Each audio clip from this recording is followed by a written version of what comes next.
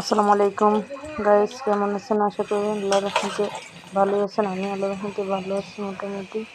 আজকে রান্না করতেছি মাছ দিয়ে শিম, ফুলকপি বেশি প্রথমে তেল দিয়ে, তারপর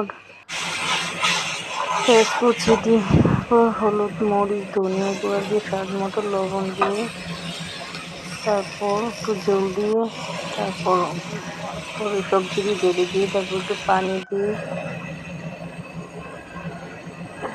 রান্না করতেছি। তারপর ঢেকে দিলাম, ঢাকনা উঠিয়ে দেখলাম যে ফলক আসছে। তারপর একটু নেড়ে চেড়ে দিলাম। এই রৌদ্র, এতটা রৌদ্র যে ভিডিও করা যাচ্ছে না, কোনো কিছু বোঝা যাচ্ছে না। তারপর মাছ দিয়ে দিলাম, মাছ উপরে দিয়ে দিলাম, মাছ উপরে দিয়ে কাঁচামরিচ পানি দিয়ে দিলাম। এই যে দেখেন, তারপর জিরা গুঁড়ো দিয়ে দিলাম। এই যে রৌদ্রের জন্য কিছু বাঁচে না, দেখা যায় না সব।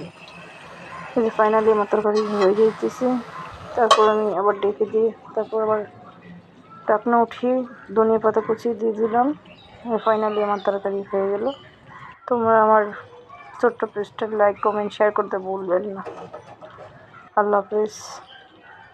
ভালো থেকো, সুখে থেকো, দোয়া করি, এই প্রত্যাশা রইল।